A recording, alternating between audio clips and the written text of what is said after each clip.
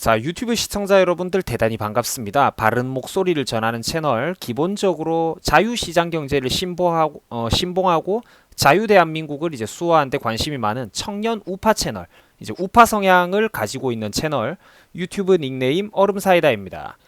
여러분들 다들 요 며칠 전에 양구 군인 사망사고 다들 아실 겁니다. 그 대한민국의 최북단에 있는 우리 군필자분들도 많이 헷갈리시는데 GOP보다도 더 북쪽에 있는 최전방 경계초소를 GP라고 합니다.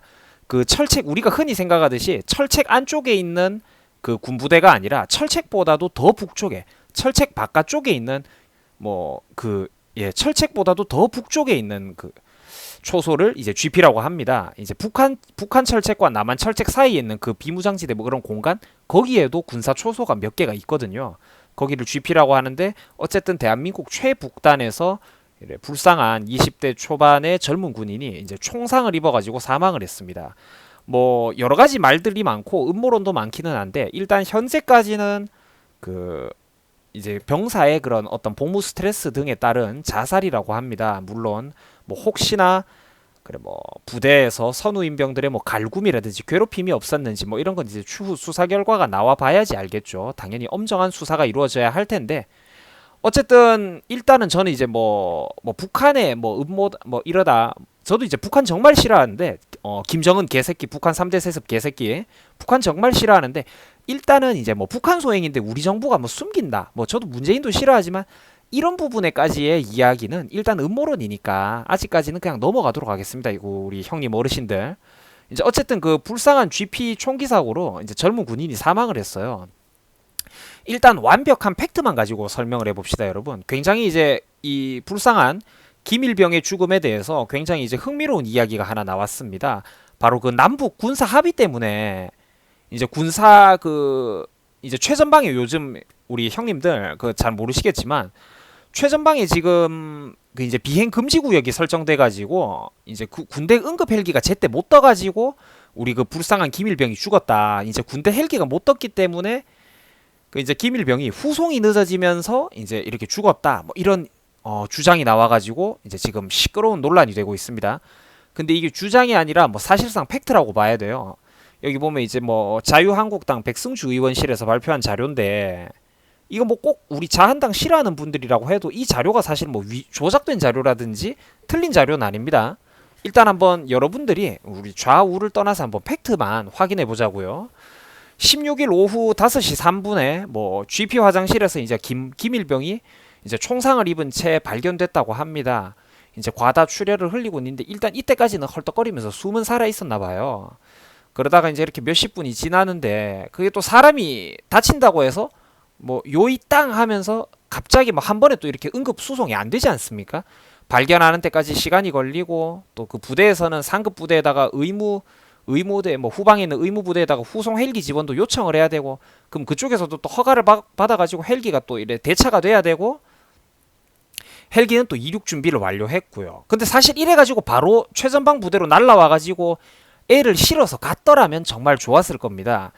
그 헬기로 수송을 하는 동안에도 그 안에서 어떤 간단한 응급 조치들이 될 거 아닙니까? 군의관들이 달려들고 뭐 이래가지고 의무대에 있는 뭐 후방부대 의무대에 있는 의무관들이 달려들고 해가지고 뭔가 조치가 됐을 텐데 정말 안타깝게도 그게 못 됐어요. 신속하게. 왜 응급 조치가 못 됐냐? 왜 의무 헬기가 제때 빨리 오지 못했냐?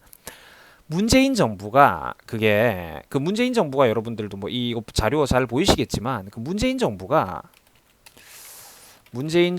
이제 북한이랑 그 평화 분위기 만든다고 그 최전방 지역을 이제 비행 금지 구역으로 설정했습니다.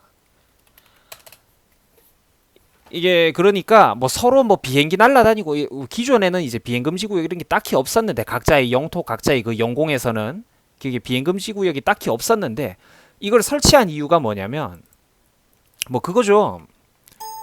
그 이제 최전방에 비행기가 막 날아다니고 정찰기가 날아다니고 하면 서로 이제 뭐 이렇게 막 나쁜 눈치만 보고 진정한 평화 분위기를 못 만든다고. 그러니까 서로 비행 금지 구역으로 설정해서 이제 뭐 상호 동등하게 북한도 비행기 함부로 띄우지 말고 대신 남한도 함부로 비행 물체 뭐 띄우지 말자 뭐 이런 식으로 한 합의가 문재인 정부에서 이제 북한하고 이런 한 합의가 있어요. 합의가.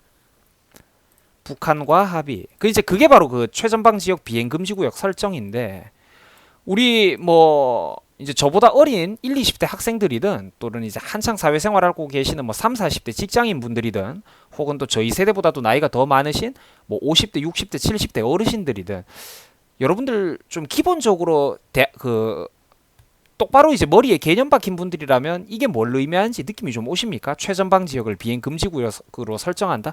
맞습니다. 대한민국한테 손해입니다.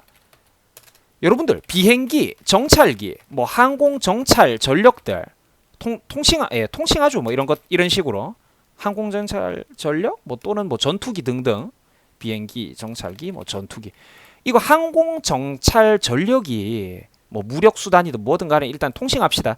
항공 정찰 전력이 여러분들 대한민국이 많을까요? 북한이 많을까요, 여러분? 한미연합군이 많을까? 한미연합군이 많을까? 아니면 북한이 많을까? 당연히 한미연합군이 압도적으로 많은 항공 전력을 가지고 있습니다. 항공 전력이라고 할게요. 항공 전력을 가지고 있습니다. 근데 이거를 최전방 지역을 비행 금지 구역으로 설정해 가지고 북한도 못 띄우고 남한도 못 띄우면 누가 손해일까요, 여러분? 굳이 이거 비유를 하자면 북한은 이제 시력이 나쁜 사람이라서 시력이 나쁜 사람인데 이제 가난해가지고 안경도 없어요. 렌즈도 없어요. 그리고 남한은 잘 사는 집 애인데 굳이 자기가 가지고 있는 야투경도 버리고 야간 투시경도 버리고 자기도 동등하게 안경을 안 쓰겠대. 왜냐? 이게 평화를 상징하고 서로 동등하대요. 평등하대요. 이게 나는 내가 진짜 뭐 무슨 막 수구꼴통 뭐 영감님들도 아니고 저 여러분들 저 30대 초반입니다, 여러분. 저 나이 엄청 어려요. 나이 엄청 젊습니다, 여러분. 저 나이 젊은데도 불구하고 저는 이제 대한민국 현 정부와 청와대 그리고 문재인 정부에 대해서 의구심을 표할 수밖에 없는 거죠. 한미연합군의 항공전력이 북한보다 훨씬 우수한데 도대체 왜 무슨 의도로 최전방 지역을 남북한 동일하게 비행금지 구역으로 설정한단 말입니까? 북한이 우리하고 사이가 나쁜 친구예요. 근데 이 친구는 돈이 없어가지고 안경이나 렌즈도 못 낍니다. 시력이 나쁜데도. 그리고 우리 남한은 다행히도 이제 미국의 도움을 받아가지고 그동안 또 이제 훌륭한 리더 그리고 또 훌륭한 그런 또 미국의 지원 또 이제 훌륭한 국민들의 노력 피땀 여러 가지가 잘 아울러져가지고 어느 한 사람만 훌륭하다고 하면 안 됩니다. 훌륭한 리더도 우리 산업화 시절에는 제가 직접 언급은 안 하겠지만 훌륭한 리더와 정부도 있었고 그리고 또 우리 산업화 세대 그 선배님들 어르신들의 이제 헌신적인 국민들의 노력이 있었기 때문에 나만 이렇게 잘 살게 된 거죠. 근데 이제 북한은 이제 시력이 나쁜 사람인데 안경이랑 렌즈도 돈이 없어서 못 껴. 나랑 이제 맨날 스티격하고 싸우는 친구야. 근데 우리 남한은 어쨌든 내가 아까 말했던 뭐 국민들의 노력, 리더의 뭐 우수한 리더, 그리고 미국의 지원 등으로 잘 살게 됐는데도 서로 동등하게 싸우자고 안경을 안 쓴대요. 렌즈도 안 낀대. 라식 수술도 안 할 거래. 여러분들 이게 이러면 상대적으로 봤을 때 누가 이득입니까? 북한이 이득이죠. 나는 청와대 현 정부, 문재인 정부의 그런 스탠스에 대해서 의구심을 표할 수밖에 없는 거예요. 그래갖고 지금 내가 이제 배경 지식 설명을 조금 했는데 다시 본론으로 돌아오겠습니다. 남북 합의 때문에 군사 응급 헬기가 못 떴다고 하죠. 맞습니다. 아까 여러분들한테 보여드린 거예요. 최전방 지역이 비행 금지 구역으로 설정되어 있었기 때문에 그 군 의료 응급 헬기가 GP 지역 GOP 지역 그 철책 부근으로 마음대로 날아갈 수가 없었던 겁니다. 합동참모본부에서 국방부에 이제 헬기 투입을 승인해달라고 이제 건의를 했는데 그러니까 그 승인까지 이제 그 절차를 기다려야 된다는 거죠. 이런 데서 5분, 10분 시간이 낭비가 된다는 겁니다.